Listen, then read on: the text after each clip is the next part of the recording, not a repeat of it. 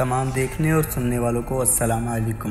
آپ دیکھ رہے ہیں انسپائرڈ یو پاکستان اور میں ہوں عمر محمد ندیم۔ آج کا ہمارا موضوع سخن CIA کا مائنڈ کنٹرولنگ پروگرام ہے۔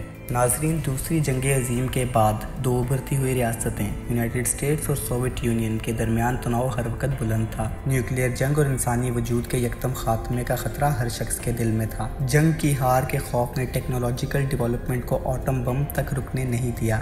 یہ مزید بہت تیزی سے بڑھتا گیا۔ ورلڈ وار 2 کی شروعات پہ پرانے بائی پلینز کا استعمال کیا گیا تھا، لیکن اس کے اختتام تک فائٹر جیٹس اور سپر فورٹریس بمبرز موجود تھے، بالکل ایسے کہ جیسے ریڈیو ایک ٹیلی ویژن میں تبدیل ہوا۔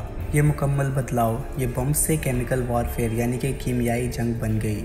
زیادہ بایولوجیکل ہتھیار، اور ان سب میں خطرناک ترین ہتھیار انفارمیشن ہے۔ اور کیسا ہو کہ اگر ایسا ہتھیار تیار کیا جائے جس سے کہ ہم کسی کا بھی مائنڈ کنٹرول کر سکتے ہیں۔ یونائٹڈ اسٹیٹس کی گورنمنٹ اور مینلی CIA نے یہی کرنے کی کوشش کی۔ ناظرین، CIA دوسری عالمی جنگ کے فوراً بعد 1947 میں بنائی گئی، جس کا مقصد ملکی اور غیر ملکی معلومات اکٹھی کرنا تھا۔ 1951 میں CIA نے میمو کیا اور کہا کہ انسانوں کے ذہنوں پر قابو پانے کے لیے سائنسی طریقے تلاش کرنے کی ضرورت ہے۔ ناظرین، CIA کا ماننا تھا کہ 1950s میں کچھ کیسز میں سوویٹس نے ہپنوٹزم کے استعمال سے مائنڈ کنٹرولنگ کی، اور ہپنوٹزم کے ذریعے سوویٹس نے بہت سی انفارمیشن بھی اکٹھی کی اور انفارمیشن دینے والے کو پتہ بھی نہیں چلا کہ وہ انٹروگیٹ کیا گیا ہے۔ ایک ایسی پاور کا ہونا جس سے کسی سے بھی انفارمیشن لی جا سکے، خواہ وہ کوئی جاسوس ہو، جنگی قیدی یا کوئی عام انسان، انہیں یہ بے مثال لگا۔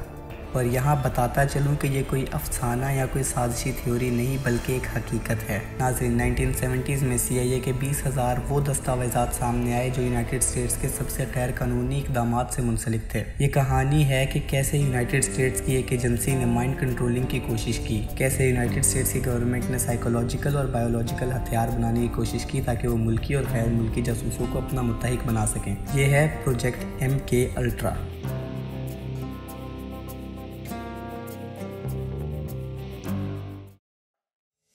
ناظرین، MK الٹرا ایک اکیلا پروجیکٹ نہیں بلکہ حصہ ہے ان تمام پروجیکٹس کا جو مائنڈ کنٹرولنگ کے لیے بنائے گئے۔ پروجیکٹ بلو برڈ، آرٹیچوک، MK سرچ اور پروجیکٹ MK نایومی، یہ سب اس کا حصہ ہیں، لیکن یہ ان سب میں سب سے پہلے شروع کیا گیا۔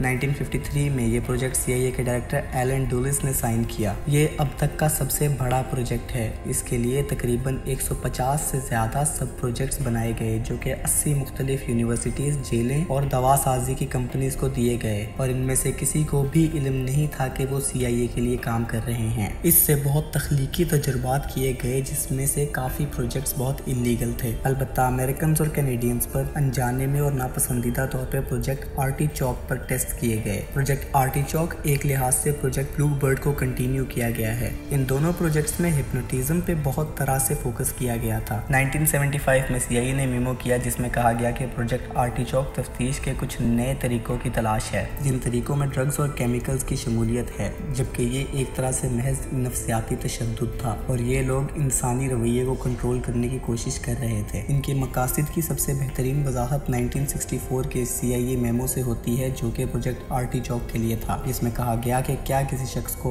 آرٹیچوک کے زیر اثر غیر ارادی طور پہ قتل کرنے کی کوشش کرنے کا فعل انجام دیا جا سکتا ہے، اور اس کا جواب ہمیں اگلی میمو میں ملتا ہے جس میں اس بات کی اجازت دے دی گئی ہے۔ ناظرین، سب پروجیکٹ 68 سب میں سے وہ سب پروجیکٹ تھا جو سب سے زیادہ انلیگل تھا، جس میں امریکنز اور کینیڈین سٹیزنز کو بطور ٹیسٹ اشیاء ان کی مرضی اور علم کے بنا ایلن میموریل انسٹیٹیوٹ پہ استعمال کیا گیا۔ ڈاکٹر ایون کیمرون اس پروجیکٹ کو لیڈ کر رہا تھا۔ سب پروجیکٹ 68 پہ ساری فنڈنگ CIA کی جانب سے کی جا رہی تھی، جس نے ڈاکٹر کیمن کو بھی $69,000 دیے، جو کہ آج کی کرنسی کے مطابق تقریباً $600,000 ہیں، اس لیے کہ وہ CIA کا یہ سیکرٹ پروجیکٹ کرے۔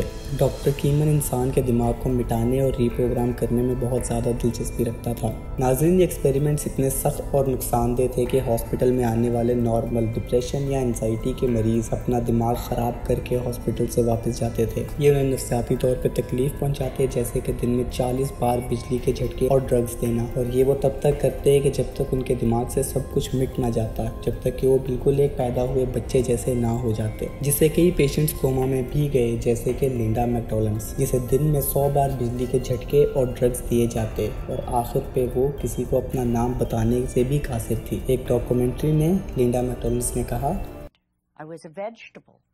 I had no identity, I had no memory, I'd never existed in the world before.